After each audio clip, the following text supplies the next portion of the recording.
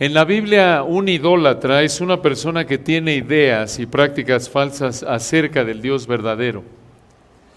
Por ejemplo, en Romanos 1:25 nos dice que los hombres cambiaron la verdad de Dios por la mentira, honrando y dando culto a las criaturas antes que al Creador, el cual es bendito por los siglos. Amén. Primera de Juan 5:21 reitera la misma verdad diciéndonos: hijitos, guardaos de los ídolos. Amén. En este contexto de Primera de Juan, los ídolos se refieren a ideas y prácticas falsas de los falsos maestros a quienes se refirió Juan en la carta. Un idólatra, entonces, a la luz de las Escrituras de nuevo, es una persona que tiene ideas y prácticas falsas acerca del Dios verdadero. ¿Quién es? ¿Cómo me acerco a Él? Todo sistema religioso, todo sistema de pensamiento filosófico, ideológico, que no se somete a la revelación de Dios en su palabra acerca de quién es Dios y cómo acercarse a Él, es una expresión de idolatría. Y no es sorprendente, tristemente, que como cristianos caemos en idolatría también. Por ejemplo, llegar a pensar que Dios es todo amor y nada de santidad, eso es idolatría. Te estás inventando un Dios que no es real. O pensar que puedes llegar a Dios fuera de o de una manera diferente de Cristo únicamente, por la fe únicamente, por gracia únicamente, es idolatría. Por naturaleza, todo ser humano es un idólatra. Y esa idolatría se puede expresar de diferentes maneras. Puede ser un religioso que adora a una imagen, una idea. Puede ser un ateo que dice que no existe Dios, como dice el Salmo 14:1, dice el necio en su corazón: no hay Dios. El que es ateo tiene un problema moral, no intelectual. El problema no es falta de información, es que ha negado la revelación general de Dios de acuerdo con Romanos 1, no tiene excusa y ha escogido darle la espalda a Dios y ha inventado, ha detenido la verdad con injusticia. Entonces, esa idolatría se puede manifestar de diferentes maneras. Un concepto erróneo de Dios, una manera falsa, no bíblica de llegar a Dios. Un idólatra puede ser un idólatra es toda persona que no conoce a Dios a través de Cristo, punto. Y esa idolatría de nuevo se puede manifestar en religión, adorando una imagen, un ateo, entre comillas, que vive para sí mismo, alguien que vive para su trabajo, para su cuerpo, para una carrera, aún para su familia. Puede ser su Dios, pueden haber cosas que en sí no son pecaminosas, pero si las colocamos en el lugar de Dios, se convierte en un ídolo. No por nada el Señor dijo, recuerden el primer mandamiento del Decálogo: no tendrás dioses ajenos, ¿dónde? Delante de mí. Entonces, desde la perspectiva de la adoración a Dios, la humanidad puede dividirse en dos grupos. Están por un lado los adoradores verdaderos, aquellos que adoran al Padre, a Cristo, en términos de Juan 4, en espíritu y en verdad. En términos de Filipenses 3 también, como lo dijo Pablo en Filipenses 3:3, nosotros somos los que en espíritu servimos a Dios. Esto es, adoramos a Dios. En términos entonces de adoración, la humanidad se divide en dos grupos.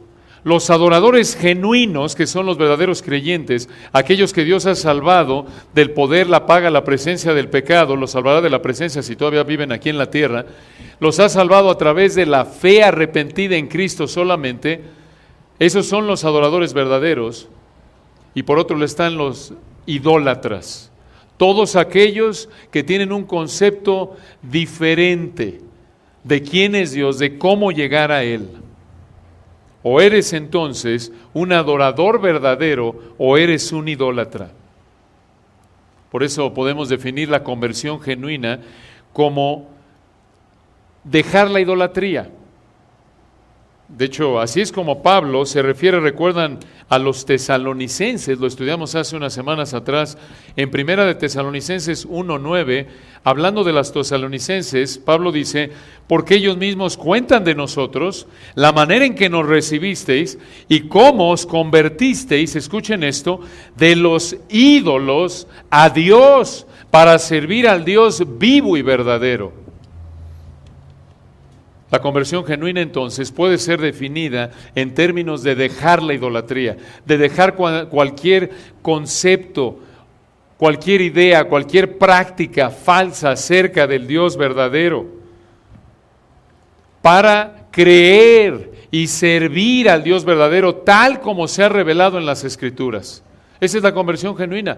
Dejas tus ídolos y te sometes con una fe arrepentida a quién es Dios y cómo Él establece que te acerques a Él tal como se ha revelado en su palabra. Como cristianos, como adoradores genuinos, Dios nos ha llamado a proclamar el Evangelio para que los idólatras, los pecadores, todos aquellos que no lo conocen, dejen su idolatría y se vuelvan a Él. La pregunta es, ¿cómo lo hacemos? ¿Cómo evangelizamos a un idólatra? Y ya dijimos que por definición todo ser humano sin Cristo es un idólatra. ¿Cómo evangelizas a un idólatra? ¿Cómo evangelizas a alguien que tiene conceptos falsos de quién es Dios, ideas falsas de cómo acercarse a Dios? Vayamos a Hechos 17 y vamos a entrar en esta mañana a un pasaje que nos enseña cómo evangelizar a un idólatra. Hechos 17, allí en el versículo 16 encontramos a Pablo en una ciudad entregada a la idolatría. Esta ciudad fue Atenas. Y la manera en la que Pablo evangelizó esta ciudad nos da un ejemplo de cómo evangelizar a un idólatra, esto es, a cualquier persona que no conoce a Cristo. Hechos 17, versículos 16 al 34 nos enseñan cómo evangelizar a un idólatra. Es un modelo de cómo evangelizar realmente a cualquier persona. De nuevo, porque toda persona es un idólatra en términos bíblicos. En lo que llegan ahí les recuerdo que aquí en Hechos 17 continuamos estudiando a Pablo en su segundo viaje misionero.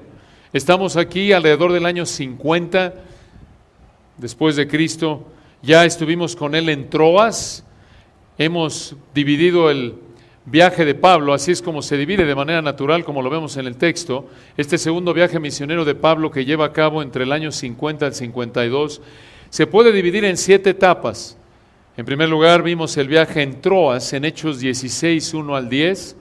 En segundo lugar, estuvimos en Filipos, en Hechos 16, 11 al 40. En tercer lugar, en Tesalónica, en Hechos 17, 1 al 9.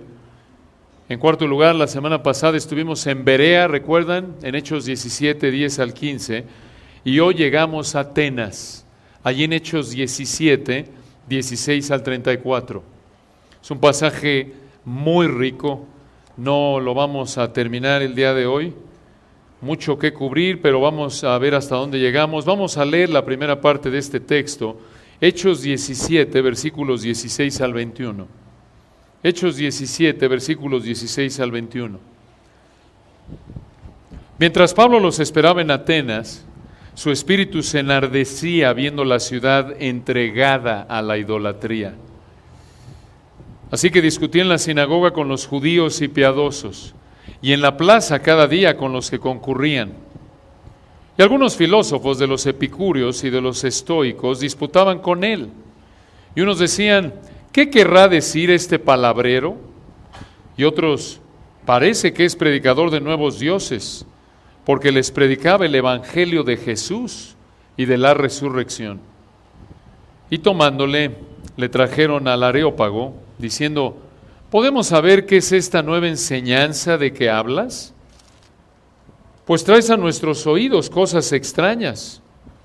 Queremos, pues, saber qué quiere decir esto. Porque todos los atenienses y los extranjeros residentes allí en ninguna otra cosa se interesaban sino en decir o en oír algo nuevo. Aquí en Hechos 17, versículos 16 al 34, aunque no lo hemos leído todo el texto, encontramos 4 acciones clave para que evangelices a un idólatra. 4 acciones clave para que evangelices a un idólatra. 4 acciones que debes tomar para evangelizar a un idólatra. Veamos la primera en el versículo 16. Recuerda. Y antes de entrar a fondo, las 4 acciones son las siguientes para que sepan a dónde vamos, aunque de nuevo no las cubriremos hoy. 4 acciones resumidas en 4 palabras. Recuerda en primer lugar, busca en segundo lugar, predica en tercer lugar y descansa en cuarto lugar. Veamos la primera, recuerda. ¿Recuerda qué?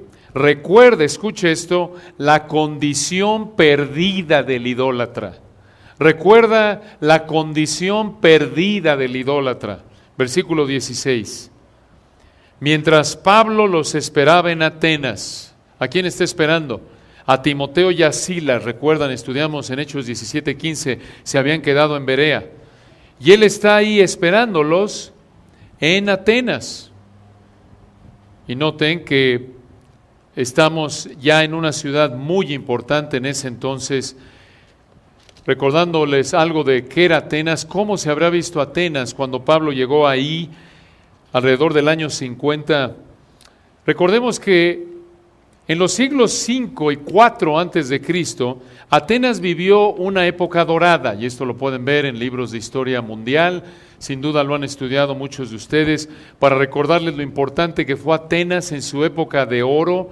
Las obras de teatro clásicas fueron escritas, se desarrollaron formas de escultura que influenciaron hasta Miguel Ángel en Europa. Recuerden que es de Grecia de donde viene la Ilíada, la Odisea, escrita por Homero. Allí estuvieron en Atenas los filósofos más importantes de la historia: Sócrates, Platón, Aristóteles, un legado histórico, cultural, monumental. Pero esa época terminó. Y ahora llega Pablo unos 4 o 5 siglos después de esa época dorada, pero Atenas todavía, cuando Pablo llega ahí en Hechos 17, era el centro cultural y académico de Roma.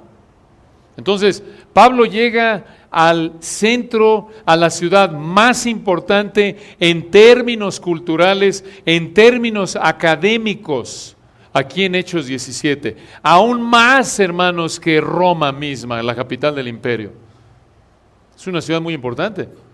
De acuerdo con registros históricos, Pablo cuando llegó ahí en Hechos 17, para que se den una idea de lo que está viendo Pablo, lo que vio, cuando dice en el versículo 16, obsérvenlo de nuevo, mientras Pablo los esperaba en Atenas, su espíritu se enardecía viendo la ciudad entregada a la idolatría. ¿Qué había visto Pablo ahí? ¿Cómo se manifestó su entrega de esta ciudad a la idolatría? De nuevo, de acuerdo con registros históricos, Pablo habría visto en la plaza muchas estatuas con la cabeza del dios Hermes, además de tantas esculturas de dioses, algunas de las cuales todavía están en pie en nuestra época, y si has tenido la oportunidad de ir a Grecia, las puedes ver. De hecho, cuando Pablo ve todo esto de nuevo, escuche esto, Atenas era la ciudad religiosa más importante de Grecia. Y esto nos ayuda a ver entender lo que Pablo vio en el versículo 16. Atenas, para darles una idea, era como tantas naciones y ciudades a lo largo de la historia, incluyendo la nuestra. México, la Ciudad de México, es un centro cultural religioso muy importante. Por si no lo sabían, hace algunos años atrás se publicó que la segunda sede religiosa del catolicismo romano, más visitada por católicos romanos alrededor del mundo, se encuentra en la Ciudad de México después del Vaticano. ¿Cuál es? La Basílica de Guadalupe. Es un centro religioso enorme la Ciudad de México, cultural igual. Y Atenas, de nuevo, igual que nuestra ciudad y tantas ciudades a lo largo de la historia, a pesar de un impresionante legado histórico y cultural, era una ciudad que iba camino al infierno, como lo reflejaba la idolatría en la que estaba ahogada. Atenas, hermanos, es un recordatorio del estado de muerte espiritual en que se encuentra toda persona sin Cristo. sin importar lo religioso que sea, sin importar lo preparado académicamente que sea. Esto lo vemos, por ejemplo, reflejado en Romanos 1, si me acompañan ahí por un momento. Romanos capítulo 1, noten qué recordatorio, un texto que conocemos, pero véanlo de nuevo. Romanos capítulo 1. Pablo está hablando ahí, noten, comenzando ahí en el versículo 28. Desde Romanos 1, 18 hasta el capítulo 3, Pablo establece la pecaminosidad del ser humano y el hecho de que son dignos del infierno. Y noten, empieza con un grupo de personas. En Romanos 1, noten, vemos ahí a los 1, 18 al 32, a lo que podríamos llamar los que muestran su inmoralidad desenfrenada, los que no muestran ningún tipo de religiosidad externa. Estos son los inmorales, estos son los que están entregados, llamémosle así en términos contemporáneos, a la fiesta, a vivir de una manera desenfrenada. Lo vemos desde el capítulo 1, versículo 18 al 32, para que se den una idea, del Romanos 1, sí, 18 al 32, pero para que se den una idea de cómo son estas personas, versículo 29. Retomemos ahí la narrativa, o más bien la epístola, en Romanos 1, 29. Vean quiénes son estos. Estando atestados de toda injusticia, fornicación, perversidad, avaricia, maldad, llenos de envidia, homicidios, contiendas, engaños y malignidades. Por cierto, estos son religiosos en un sentido, aunque externamente no adoran, digámoslo así, no son religiosos morales externamente hablando, son religiosos porque vean atrás quiénes son, regresando ahí al versículo 21. Romanos 1, 21. Habiendo conocido a Dios, no le glorificaron como a Dios ni le dieron gracias, sino que se envanecieron en sus razonamientos y su necio corazón fue entenebrecido. Versículo 22. Profesando ser sabios se hicieron necios. Versículo 23. Y cambiaron la gloria del Dios incorruptible en semejanza de imagen hombre corruptible, de aves, de cuadrúpedos y de reptiles. Estas personas inventaron sistemas religiosos falsos, ¿se dan cuenta? Y noten, por eso, versículo 24, Dios los juzga, por lo cual Dios también los entregó a la inmundicia en las concupiscencias de sus corazones. Noten, estos son inmorales, de modo que deshonraron entre sí sus propios cuerpos, ya que, versículo 25, cambiaron la verdad de Dios por la mentira. Escuchen esto, honrando y dando culto a las criaturas antes que al Creador. ¿Se dan cuenta? Estos se adoran a sí mismos. Y estos son unos idólatras, han reemplazado a Dios por sí mismos y Dios los juzga, versículo, como lo vemos aquí en el versículo 24, Dios los juzga entregándolos a sus concupiscencias, esto es, permitiendo que den rienda suelta a su pecado. Ellos son responsables, Dios no es el autor ni el que aprueba el pecado. Son inmorales, versículo 24. Y noten, versículo 25, la conexión. Ya nos dijo en el 25 que ellos cambiaron la verdad de Dios por la mentira, honrando y dando culto a las criaturas antes que al Creador, el cual es bendito por los siglos. Amén. Por esto, versículo 26, Dios los entregó, ¿a quiénes? A los del versículo 25. ¿Se dan cuenta? A los que se están adorando a sí mismos, no a Dios. Y Dios los juzga, versículo 26, y los entregó a pasiones vergonzosas, pues aún sus mujeres cambiaron el uso natural por el que es contra naturaleza. Y de igual modo, versículo 27, también los hombres, dejando el uso natural de la mujer, se encendieron en su lascivia unos con otros, cometiendo hechos vergonzosos, hombres con hombres, y recibiendo en sí mismos la retribución debida a su extravío. ¿Qué es esto? Homosexualidad, lesbianismo. Estos son idólatras. Y manifiestan su idolatría en su homosexualismo, en su lesbianismo. Es una marca de que están bajo el juicio de Dios. Y versículo 28, como ellos no aprobaron tener en cuenta a Dios, son los mismos, son los idólatras. Dios los entregó una mente reprobada para hacer cosas que no convienen. Versículo 29, estando atestados de toda injusticia, fornicación, perversidad, avaricia, maldad, llenos de envidia, homicidios, contiendas, engaños y malignidades. En el 30, murmuradores, detractores, aborrecedores de Dios, injuriosos, soberbios, altivos, inventores de males, desobedientes a los padres. Recuerden, todos estos son los idólatras del versículo 23 y 25. Versículo 31, necios, desleales, sin afecto natural, implacables, sin misericordia, quienes habiendo entendido el juicio de Dios, que los que practican tales cosas son dignos de muerte, no solo las hacen, noten, están conscientes. Muy importante el versículo 32, entienden el juicio de Dios, que su vida los hace dignos del juicio de Dios. Sin embargo, en lugar de arrepentirse, versículo 32, no solo las hacen, sino que también se complacen con los que las practican. ¿Se dan cuenta?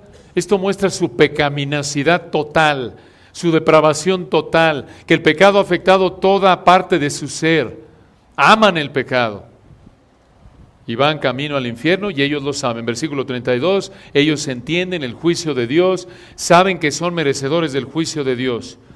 Y noten, habiendo presentado la pecaminosidad de estos idólatras que se entregan a todo este pecado, ahora en el capítulo 2, 1 al 16, Pablo habla del religioso que es externamente moral, que es igual de idólatra, nada más que lo manifiesta diferente.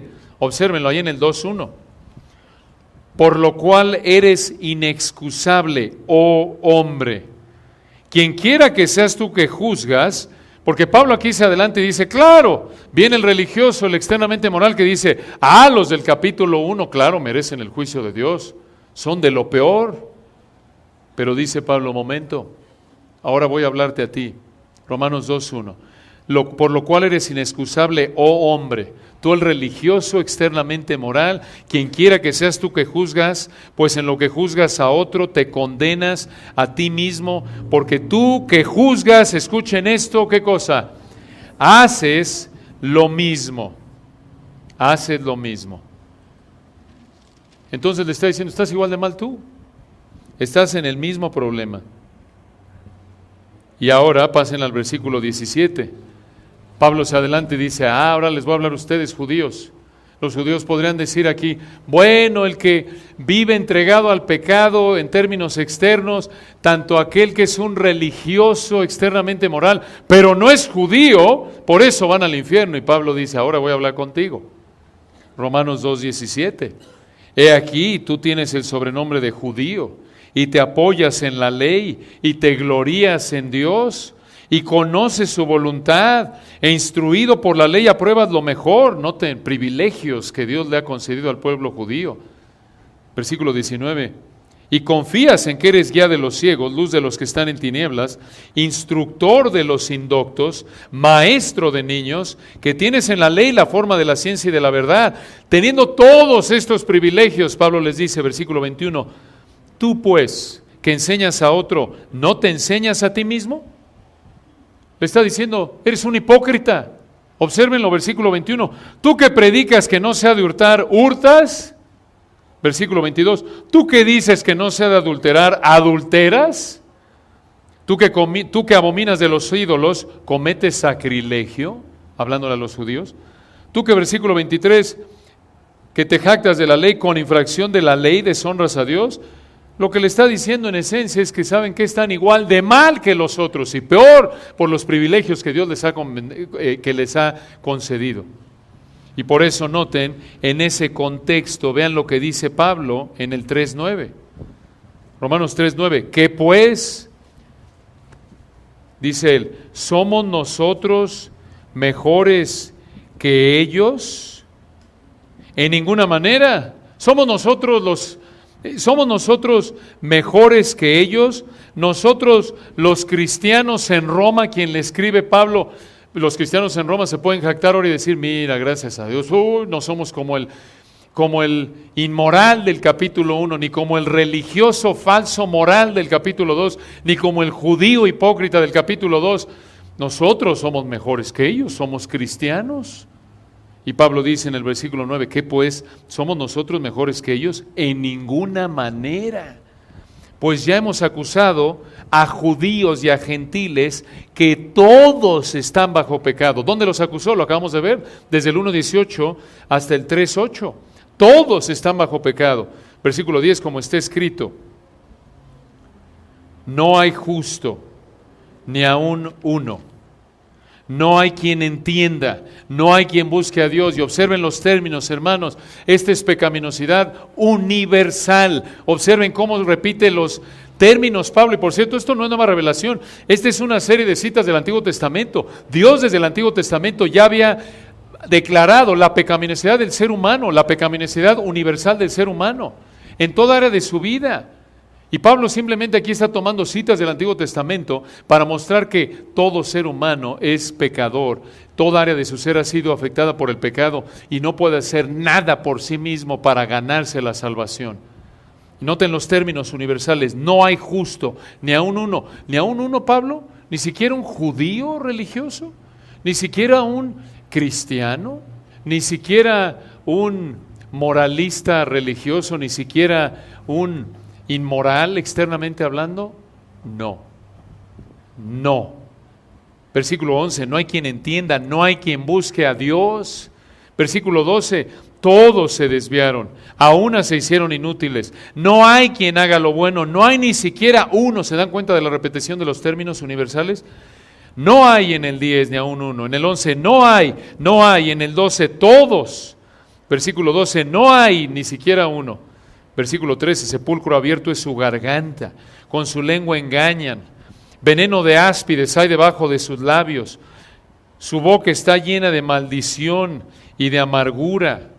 Y todo esto expresa su corazón, porque de la abundancia del corazón que habla la boca, lo que dicen muestra su corrupción interna. Versículo 15, sus pies se apresuran a derramar sangre, quebranto y desventura hay en sus caminos, y no conocieron camino de paz. No hay temor de Dios delante de sus ojos. Versículo 20, ya que por las obras de la ley, bueno, vean el 19, pero sabemos que todo lo que la ley dice, lo dice a los que están bajo la ley, para que toda boca se cierre y todo el mundo quede bajo el juicio de Dios. Todos somos pecadores, todos merecemos el juicio de Dios. Versículo 20, ya que por las obras de la ley ningún ser humano será justificado delante de él, porque por medio de la ley es el conocimiento del pecado. Y noten, reitera ahí en el versículo 21, pero ahora, aparte de la ley, se ha manifestado la justicia de Dios, testificada por la ley y por los profetas desde el Antiguo Testamento. Versículo 22, la justicia de Dios por medio de la fe en Jesucristo, para todos los que creen en Él, porque no hay diferencia. Versículo 23, otra vez, y esto noten en contexto, el 23 resume en un sentido todo lo que vemos desde el capítulo 1 que acabamos de ver. Versículo 23, por cuanto todos pecaron, y ya nos explicó todos. ¿Quiénes todos, Pablo? El inmoral externo, el superficial, el religioso moral, el judío, el cristiano, obvio en términos de que su profesión, obvio, no porque profese ser cristiano ya no naciste pecador igual que los demás. El punto es que todos sin Cristo nacemos en pecado, merecemos el infierno, no importa cómo nos veamos externamente, no importa cómo expresemos esa idolatría, ese pecado, esa naturaleza pecaminosa externamente. Y por eso dice versículo 23, por cuanto todos pecaron y están destituidos de la gloria de Dios. Y noten allá adelante en un conocido texto, Romanos 6:23, por eso no nos sorprende. Después de todo esto, Pablo dice en Romanos 6:23, porque la paga del pecado es ¿qué? Muerte. Todo ser humano sin Cristo, por naturaleza, es un idólatra, de acuerdo con Romanos 1, y expresa su idolatría, puede ser externamente moral, religioso, o puede ser un inmoral, da rienda suelta a sus pasiones, y de cualquier manera es un pecador que está condenado al infierno. Y eso es lo que vemos aquí en Atenas, en Hechos 17.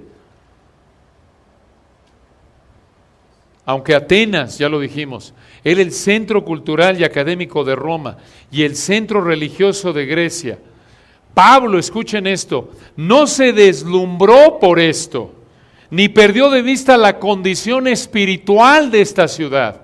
Esto es vital de entender. Observen de nuevo en Hechos 17, versículo 16, mientras Pablo los esperaba en Atenas, allí en Atenas, ya lo dijimos, en ese centro cultural, académico de Roma, el centro de religioso de Grecia, mientras él está allí en Atenas, él no se deslumbra por toda la cultura y la historia y el aspecto académico de Atenas.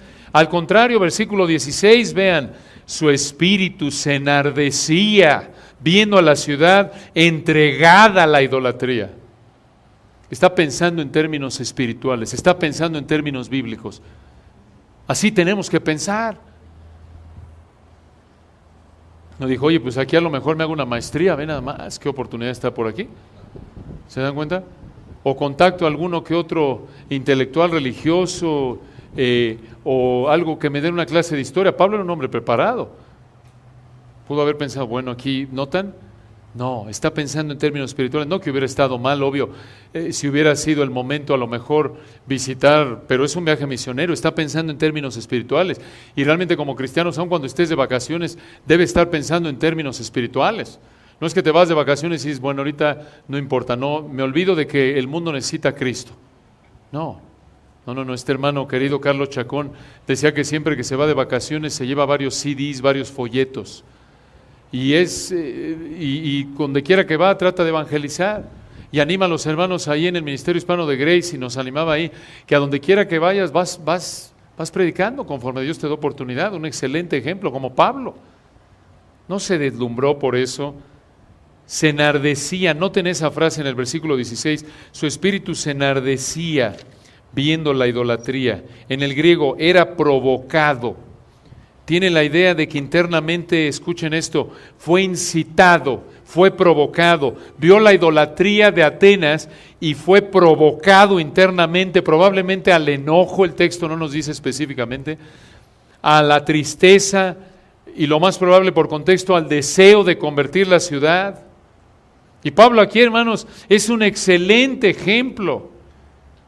No olvides, cuando estás frente a alguien, por muy sofisticado, aunque tenga la mejor ropa, traiga el mejor carro, aunque tenga la mejor posición en el gobierno o en una empresa, aunque estés frente a un religioso o a la persona más culta, un doctor, un profesor, quien sea, si no conoce a Cristo, es un idólatra que va camino al infierno y necesita el Evangelio. No lo olvides. Es fácil olvidarlo, es fácil deslumbrarnos por nuestra tendencia humana pecaminosa. Como dice el Señor en 1 Samuel 16:7, el hombre mira lo que está delante de sus ojos y esa es nuestra tendencia.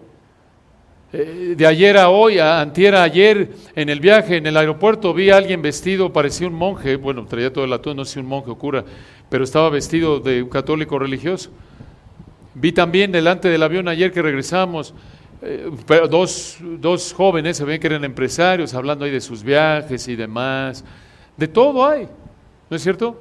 Y están los cultos, los hombres de negocios, y es fácil en nuestra carnalidad realmente. Nuestra tendencia carnal es, wow, quisiera ser como él, ¿no es cierto? Estoy pensando en términos evangelísticos y es fácil pensar, wow, ha ido a Nueva York, viaja tanto este señor.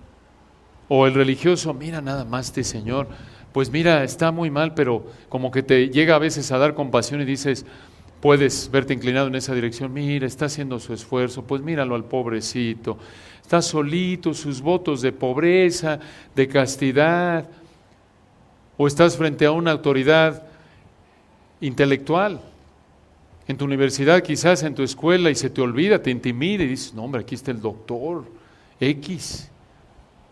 No lo olvides.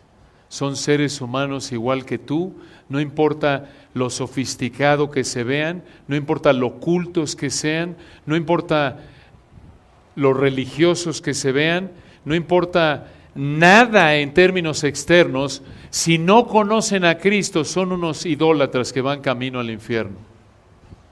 Recuerda esto, recuerda la condición perdida del idólatra. No lo olvides. Esta es la primera clave, la primera acción clave que debes tomar para evangelizar a un idólatra. Recuerda, están sin el Señor, necesitan a Cristo, merecen el infierno. Entonces, en primer lugar, recuerda la condición perdida del idólatra. En segundo lugar, la segunda acción clave que debes tomar para evangelizar a un idólatra, versículos 17 al 21, busca. No solo recuerda, sino busca. ¿Qué buscas? Oportunidades para predicarle al idólatra. Busca oportunidades para predicarle al idólatra. Al ver la condición espiritual de Atenas, ya lo vimos ahí en el versículo 16, Pablo es provocado internamente y por ello, observen lo que hace, versículo 17, así que discutía en la sinagoga con los judíos y piadosos. Detengámonos ahí. Estos, recuerden, los piadosos eran gentiles temerosos de Dios, como Cornelio en Hechos capítulo 10, recuerden que habían adoptado la ética del Antiguo Testamento, pero no se habían convertido en prosélitos judíos. Pablo fue a la sinagoga porque recuerden que por ser judío tenía entrada automática y si iba primero con los gentiles, le habrían dado la espalda a los judíos. Pero además de la sinagoga, observen, versículo 17, fue otro lugar. Y en la plaza, cada día con los que concurrían. ¿Qué era la plaza? Esta es la palabra griega agorá. Agorá. La ágora o la plaza era el centro de comercio y el corazón de la vida ateniense. Hagan de cuenta que era un centro comercial, mezclado con centro cultural también, centro de negocios, centro cívico. Y allí estaba Pablo diariamente hablándole a la gente que estaba en la ágora de Atenas. Y allí en la plaza pudo hablar con varios filósofos. Observen, el versículo 18 nos dice. Y algunos de los filósofos, de los epicúreos y de los estoicos, disputaban con él. ¿Quiénes eran estos señores? ¿Quiénes eran los epicúreos en primer lugar? Los epicúreos creían en la enseñanza de Epicurio. ¡Ay, qué profundo estuvo eso!, ¿no? Se necesita estudiar mucho para llegar a esa conclusión, hermano. Epicurio fue un hombre que desarrolló su filosofía alrededor del 300 antes de Cristo. Los epicúreos eran materialistas y creían que Dios no estaba involucrado en la vida humana. Pensaban que cuando una persona moría, su cuerpo y alma se desintegraban y creían que la meta más elevada del ser humano era la felicidad. Y esta felicidad era alcanzada al evitar el dolor. Conforme oyen esto, seguramente les vienen a la mente personas que en la actualidad tienen sus ideas epicúreas, ¿no es cierto? Muchos en la actualidad creen esto, si no todo, tienen algunas ideas semejantes a estas. Pero observen que en el versículo 18 nos dice que algunos filósofos de los epicúreos y de los estoicos. ¿Quiénes eran estos señores, los estoicos? Ellos creían en la enseñanza de Zeno, con Z, quien también se remontaba al 300 antes de Cristo, y los estoicos creían que la felicidad se encontraba al ser indiferente al placer o al dolor. Y ellos pensaban que todo ser humano tenía una chispa divina que los unía con los dioses y la naturaleza y podían encontrar la verdad por sí mismos. Y como todos tenían esta chispa divina, decían los estoicos, pensaban que todos los hombres eran hermanos. Ahora noten, ahí en el versículo 18 de regreso, algunos filósofos de los epicúreos y de los estoicos disputaban con él. Y unos decían, ¿qué querrá decir este palabrero? Observen la palabra palabrero. Traduce la palabra griega spermologos. Spermologos. Viene de esperma y de logos. Esperma significa en griego semilla. Logos, palabra. Literalmente hablador de semillas. La idea de la palabra era de un pájaro que está picando en el suelo para recoger las semillas que encontraba sin ser selectivo. Al decirle a Pablo, ¿qué querrá decir este espermologos? Estaban menospreciándolo. Estaban diciendo que era, escuchen una palabra, esta sí tuve que investigarla, esta no lo conocía, confieso. Ellos estaban diciendo que era un diletante. ¿Qué es un diletante? Un aficionado de alguna disciplina que carece de la preparación de vida. Por ejemplo, yo soy un diletante en el área del fútbol, soccer, un ignorante, y de repente creo que sé, no sé, mi hija Olivia me corrige que le encanta el fútbol. Ese es un diletante, un aficionado de alguna disciplina que carece de preparación de vida. Lo que le estaban diciendo era que Pablo era un hombre que había recogido ideas de aquí y de allá y las presentaban como si fuera una filosofía humana, una filosofía profunda, pero realmente su entendimiento no era profundo. Ahora, ¿por qué dijeron esto? Observen lo que les está diciendo, versículo 18. Y otros, parece que es predicador de nuevos dioses, porque les predicaba el evangelio de Jesús y de la resurrección. Noten, hermanos, esto es exactamente lo que Pablo dijo que pasó en Corinto. Esto es exactamente lo que sucede para el hombre natural. Ve como una tontería el evangelio, es lo que están diciendo. Esto aquí en el versículo 18, obsérvenlo de nuevo, está predicando el evangelio de Jesús y de la resurrección. Pero hermanos, así es el hombre natural. Recuerdan en 1 Corintios 1, me acompañan ahí por un momento. 1 Corintios 1, recordándoles un pasaje que refleja la actitud que tuvieron estos hombres de menospreciar a Pablo. 1 Corintios 1, 18.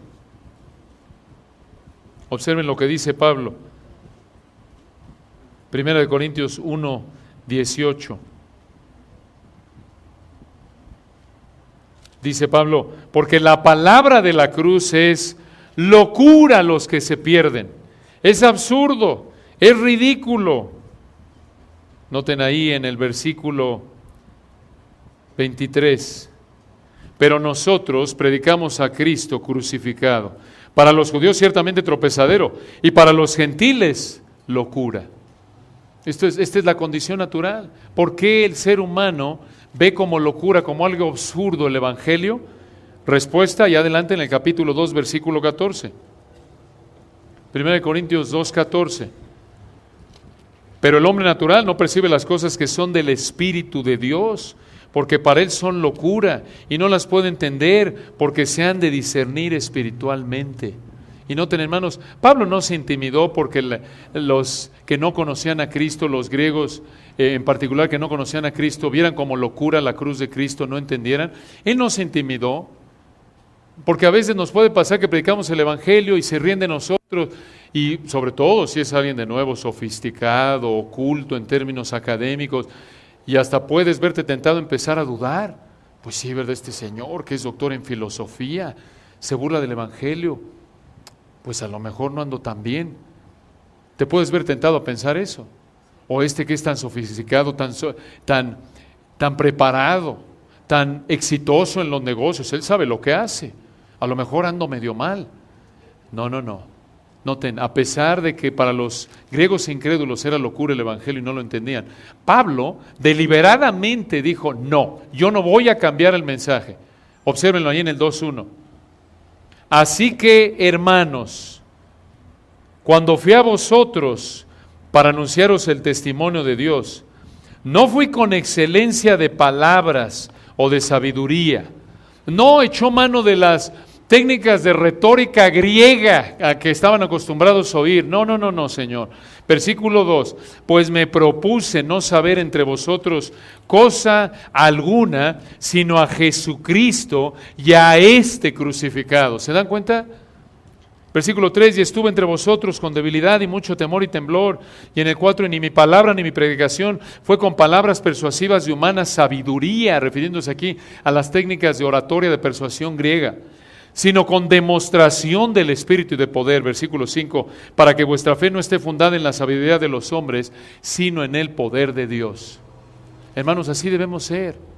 Debemos predicar el Evangelio, no intimidarnos, predicar la cruz, porque regresando al 1.23, sí, para los judíos Cristo crucificado ciertamente es tropezadero, para los gentiles locura, versículo 24, más para los llamados, los elegidos, este llamado eficaz en todas las epístolas, así judíos como griegos, Cristo, poder de Dios y sabiduría de Dios. No necesitas cambiar el mensaje. Dios tiene el poder de cambiar al pecador. ¿Te das cuenta? Qué privilegio. No te intimides. Sigamos el ejemplo de Pablo.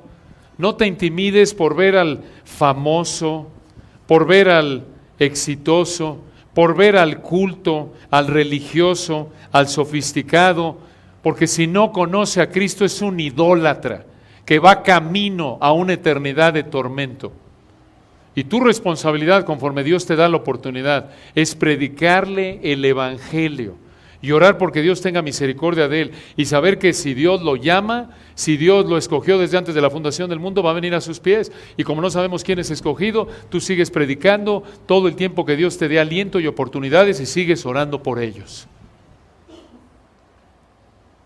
Queríamos llegar más rápido, más adelante, pero vamos a detenernos aquí y si Dios quiere continuamos la próxima semana. Oremos. Padre, te damos gracias por este gran privilegio que nos diste de haber considerado estas ricas verdades. Qué importantes verdades. Qué recordatorio para nosotros, Padre. Ayúdanos, Padre, a seguir el ejemplo de Pablo, a pensar en términos teológicos, a pensar en términos bíblicos, espirituales. Que no nos deslumbremos como Pablo por la apariencia de la gente, sin importar lo sofisticado, lo religioso, lo oculto que alguien sea.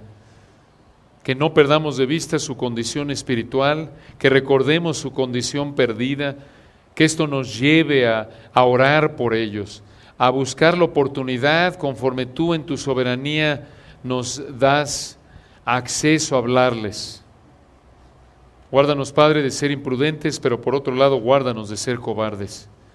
Ayúdanos, Señor, a ser fieles y a descansar, como lo acabamos de recordar en esta mañana, que aunque al hombre natural, que no percibe las cosas que son del Espíritu de Dios y que para él es locura el Evangelio, tú tienes el poder de cambiar su corazón para que el Evangelio se convierta entonces en tu poder y sabiduría aplicado a su vida para transformarlo.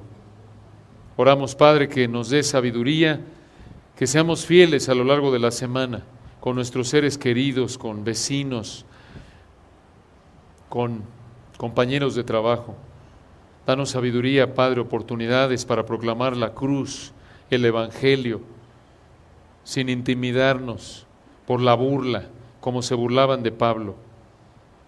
Que no cambiemos el mensaje, que no caigamos en el pecado que tantas congregaciones caen, de tratar de hacer el Evangelio apetecible y blasfeman al cambiar el Evangelio y te deshonran y creen que por tener bancas llenas, edificios llenos te están honrando. Guárdanos de eso, guárdanos de evaluar la vida a la luz de estándares humanos, que no olvidemos que el hombre mira lo que está delante de sus ojos, mas tú ves el corazón. Que ahí sea nuestro centro de operación, en primer lugar en nosotros, al estar cultivando vidas de santidad, una perspectiva bíblica de la vida, y por otro lado recordar que ahí es a donde debe llegar el Evangelio a través del oír, para que en todo esto Cristo sea glorificado. Amén.